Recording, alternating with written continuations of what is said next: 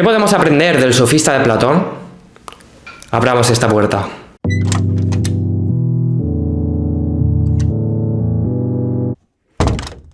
El sofista es uno de los diálogos más enigmáticos del periodo de vejez de Platón, que junto al Téteto que lo precede y al Político que lo sucede, conforman una trilogía con una unidad clara, no solo por la ficción que narran, con la continuidad de los personajes y los diálogos, sino por tener un carácter crítico con las ideas alcanzadas en su periodo de madurez. Para situarnos cronológicamente, este texto se redactó posteriormente a los diálogos más famosos de Platón, como pueden ser La República, el Fedón o el Banquete. Y es en el Sofista donde no solo actualiza su famosa teoría de las ideas o de las formas, proponiendo que existe interconexión entre ellas, sino que además realiza una despiadada refutación de Parménides y una dura crítica a los sofistas. Pero para poder contextualizar y entender mejor este diálogo, se hace necesario realizar un breve repaso por la historia de la filosofía habida hasta entonces.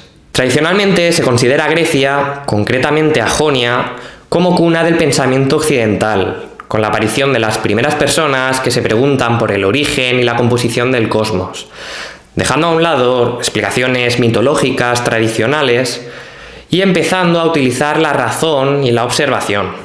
Por citar algunos de estos pensadores, llamados filósofos de la naturaleza, tenemos a Tales de Mileto, que identificó al agua como la sustancia primigenia de todas las cosas, o a Anaxímenes, que en cambio propuso el aire. En cambio, pasando de explicaciones más físicas a explicaciones metafísicas, tenemos a Anaximandro, que propone que todo está compuesto por apeirón, una clase de sustancia indeterminada, o a Pitágoras, que afirmaba que todo está compuesto por números. Sin embargo, entre todos estos filósofos presocráticos, Heráclito y Parménides tuvieron una especial repercusión, ya que defendieron posturas completamente contrarias.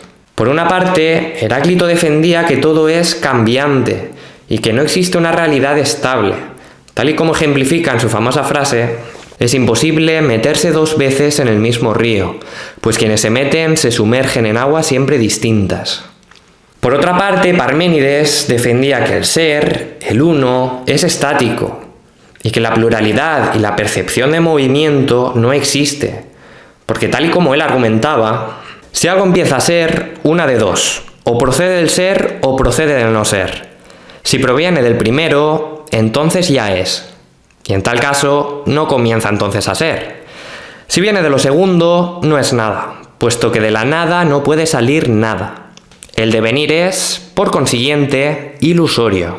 A raíz de esta multiplicidad de doctrinas, algunas de ellas tan opuestas, surgió cierto escepticismo acerca de la posibilidad de alcanzar un conocimiento verdadero sobre el mundo. Y este fue el caldo de cultivo para la aparición de los sofistas. ¿Pero quiénes fueron los sofistas? Pues más que una escuela propiamente dicha, los sofistas fueron una corriente heterogénea de pensadores que empezaron a ser conscientes de las diferencias que existían entre ciudades y civilizaciones en cuanto a leyes o costumbres, por lo que abandonaron la búsqueda de la verdad objetiva y centraron su análisis en el ser humano, tomando en cambio posiciones relativistas sobre el mundo.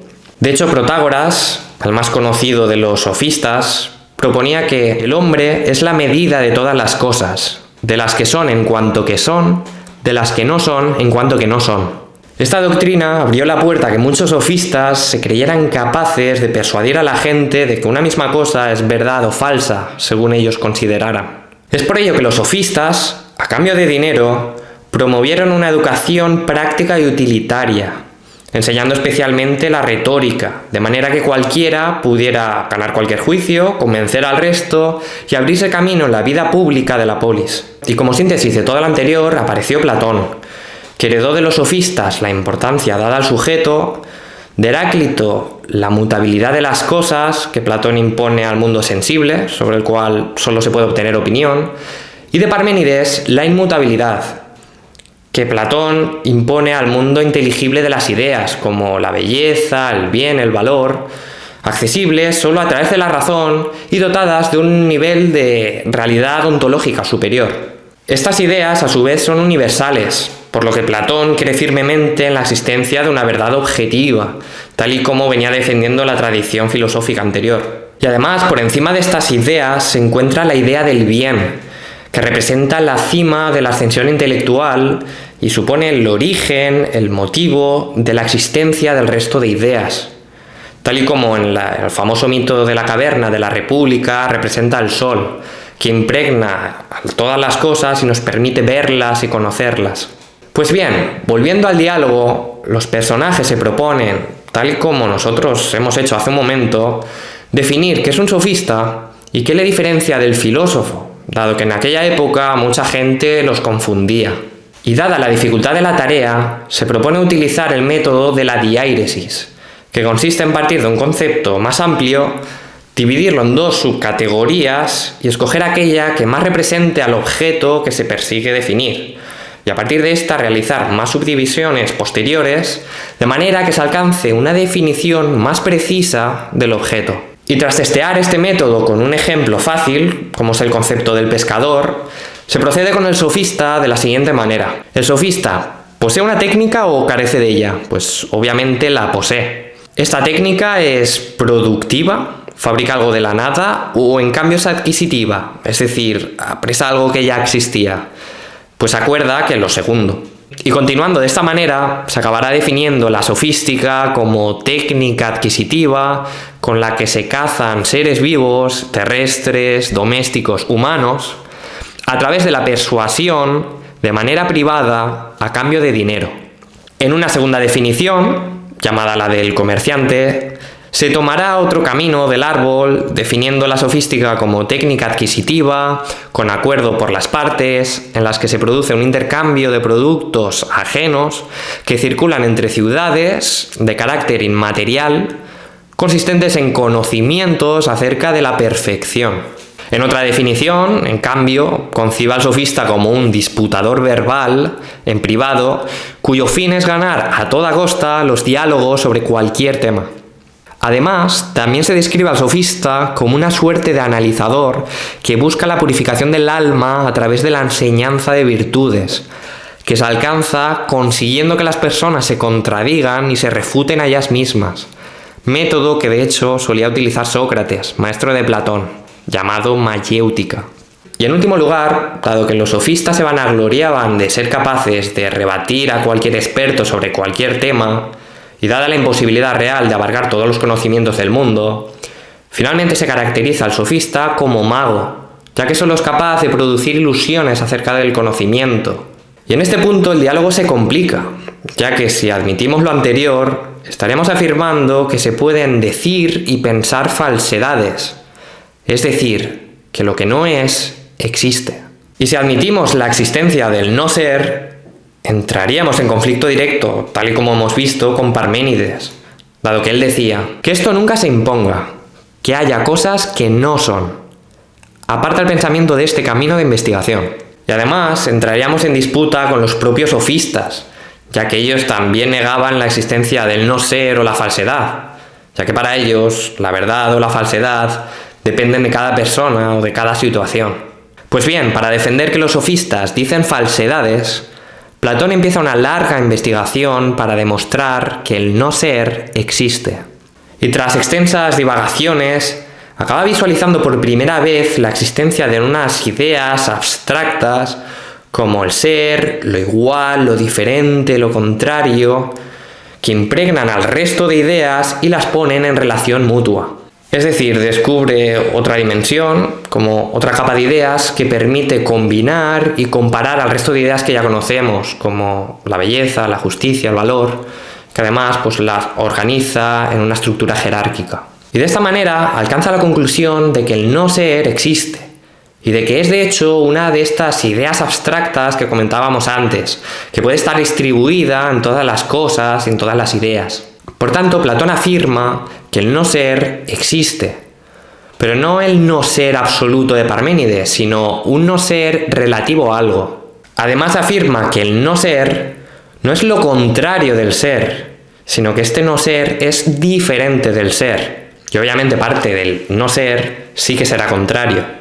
Por poner un ejemplo simple, si un grupo de personas no son de derechas, no significa que todos sean de izquierdas, Obviamente, una parte será de izquierdas, que es justo lo contrario de ser de derechas, pero el resto será algo diferente a ser de derechas. Y de esta manera ya no queda el no ser relegado a un nivel inferior del ser, sino que lo eleva al mismo nivel ontológico del ser.